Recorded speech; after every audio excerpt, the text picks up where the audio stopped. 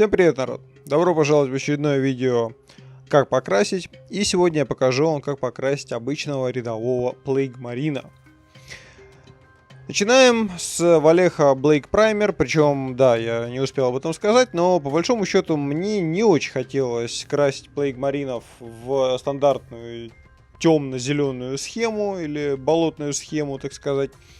Потому что я хотел, чтобы они немножко сочетались с моей армией Дедгарда 30к, а в ней они такие достаточно беленькие, немножко зеленого и много бронзы. Поэтому начинаем мы с черного грунта, а после этого я собираюсь сделать так называемый пришейд. Пришейд — это когда вы наносите темный грунт, а после этого те места на миниатюре, которые должны быть яркими, высветляете с помощью контрастного цвета, в данном случае белого. И как вы видите, я строго под большим, грубо говоря, углом, почти что сверху на миниатюру, надуваю белый цвет, а после этого буду покрывать эту миниатюру уже основным цветом, который в данном случае будет Bone White. В результате будет создаваться эффект тени на миниатюре, то есть свет как будто падает таким образом, что освещает самые верхние открытые части и не попадает на всякие части, которые там, например, между ног, под мышками, под бэкпэком и так далее, и так далее. Сами понимаете, такое возможно сделать, в общем-то, только с аэрографом. Наверное, пришейд с помощью кисти, по-моему, сделать в принципе невозможно. Хотя, кто его знает, может, я что-то не знаю. Но, как я и сказал, мы наносим Bone White, это наш основной цвет. И за счет того, что я сделал пришейд, по большому счету нам после этого не нужно будет высветлять миниатюру с помощью каких-то дополнительных хайлайтов, но небольшой Edge хайлайт я все равно сделаю, и вы это увидите чуть попозже. На самом деле, это уже, конечно, моя такая небольшая прихоть. В принципе, можно использовать обычный серый грунт, и эффект на самом деле будет не супер далеким от того, что получилось на миниатюре справа. Но я заодно решил таким образом показать вам, как же работает пришейд. Ну а теперь переходим уже к деталям миниатюры и начинаю с браси-браса. Я решил, что все мои, так сказать, металлические части будут в основном бронзовыми, а не золотыми. Многие красят их в золото, а потом состаривают это самое золото. Я решил сразу использовать бронзу.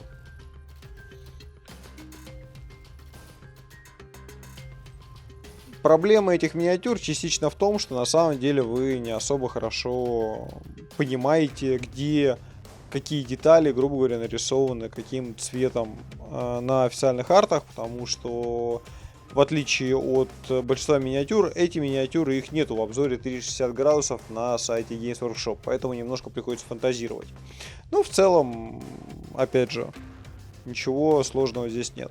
Chainmail Silver для основных металликов.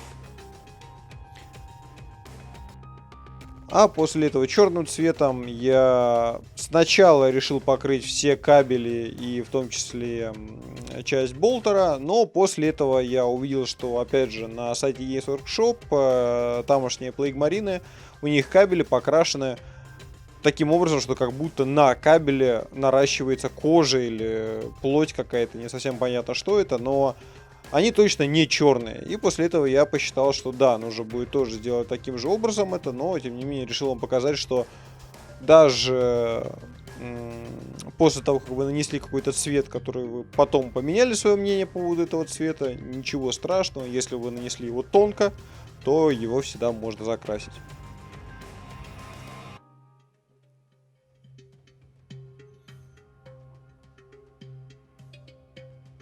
Кроме того, не знаю, насколько это, конечно, важно конкретно для этого видео, но в дальнейшем я посчитал, что я буду красить миниатюры по одной. То есть конкретно для таких видео вы будете смотреть на одну миниатюру от начала и до конца.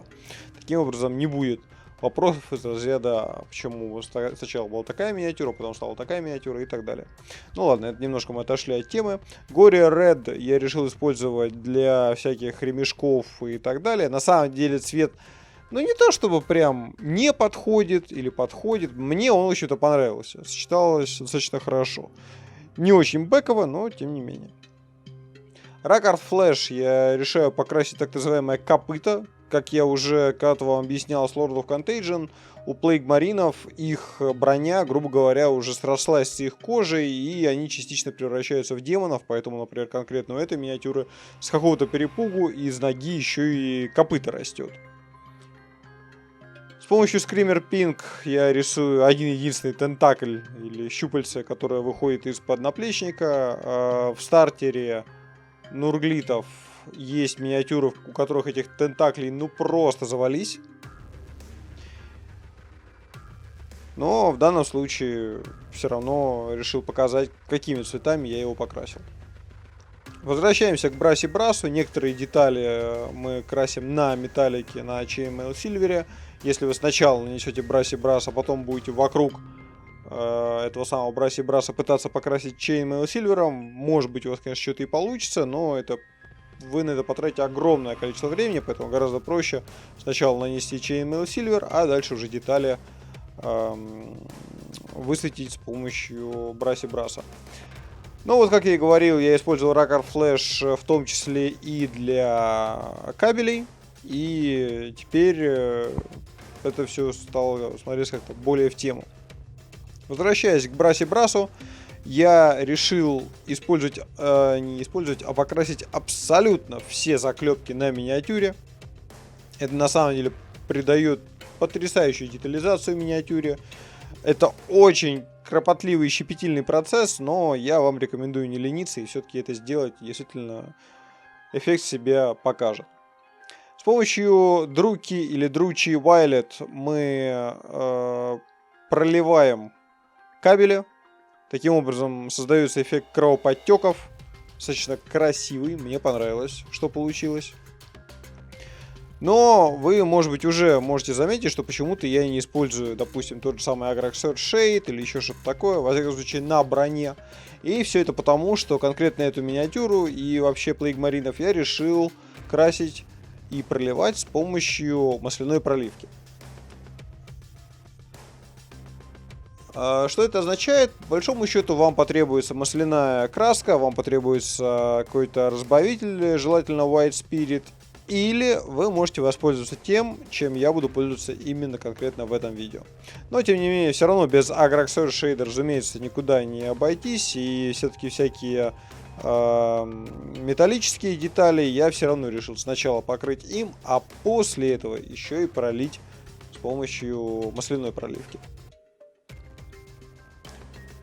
С помощью Ashen Grey я решил высветить болтер, точнее его темные части. На самом деле это не очень заметно, но хотя бы появляется какое-то понимание, что же он держит такое в руке. До этого на самом деле, когда просто черный этот кейс, черное основание, но он как-то не смотрится, прям скажем.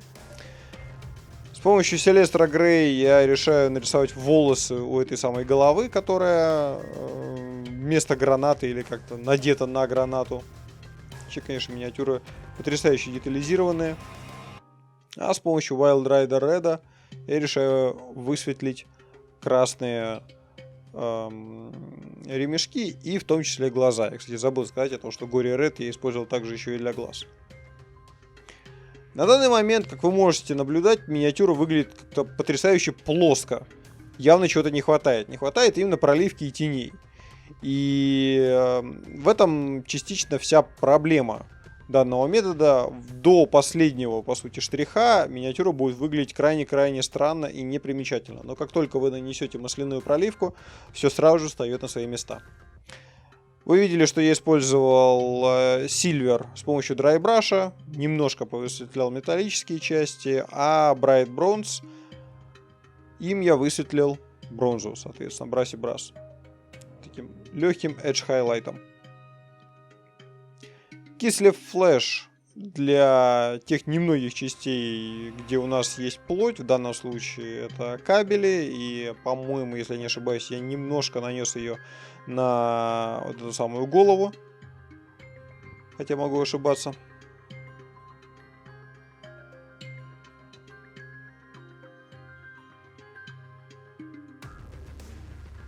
Pink Horror мы высветляем тот самый один-единственный тентакль. И вы уже наверняка можете заметить, что на каждой миниатюре я по большому счету делаю всего лишь один слой высветления. И вот это я и называю относительно таким игровым покрасом. То есть, грубо говоря, можно сколько угодно высветлять одну единственную деталь. Можно потратить огромное количество времени на одну только там ту же самую эту голову на гранате.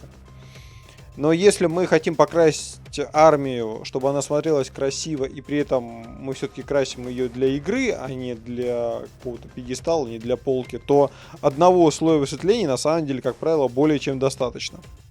Можно сделать и два, как рекомендует делать Дункан, но учитывая, что в последнее время у меня совсем мало времени, я решил делать по одному слою высветлений, и честно, мне очень понравился результат. Ну а вот мы переходим к той самой части, о которой я говорил. Мы начинаем заниматься масляной проливкой. Но перед тем, как ее нанести, как вы уже, может быть, видели в моем видео, когда я красил Драконавта, необходимо покрыть миниатюру лаком. Желательно глоссовым. Желательно Валеха, но это уже, разумеется, по желанию. Причем я лак наношу на миниатюру из аэрографа. В этом нет прям такой ужасной необходимости. Можно нанести лак с помощью кисти, но ради бога наносите его очень тонким слоем. Лучше, опять же, разбавляйте в несколько слоев. Если вы ляпнете лаком на деталь, то элементарно может пропасть какая-то часть детализации. И в этот раз я решаю использовать Panel Line Accent Color от Tamiya. По большому счету, это уже готовая масляная проливка. То есть смысл абсолютно один и тот же, и работает она абсолютно таким же способом, что и масляная проливка. Стоит только разницы, что каким-то образом там так намешан пигмент, что он не оседает. Во всяком случае, если и оседает, то очень-очень медленно, и один раз сболтав весь этот пузырек, проливка эта вела себя достаточно хорошо и предсказуемо. И как вы видите, с помощью кисточки, которая встроена в крышку, я решил пролить абсолютно всю миниатюру. Если бы это была более какая-то крупная миниатюра, пожалуй, я бы взял бы тогда какую-то либо более крупную кисть, либо еще какой-то способ. Но конкретно здесь это подходит идеально.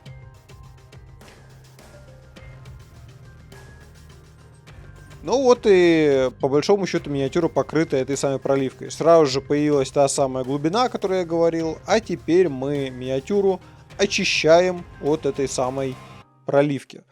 В данном случае я использую Make-up Spongic, который вы можете купить в каком-нибудь там магазине косметики.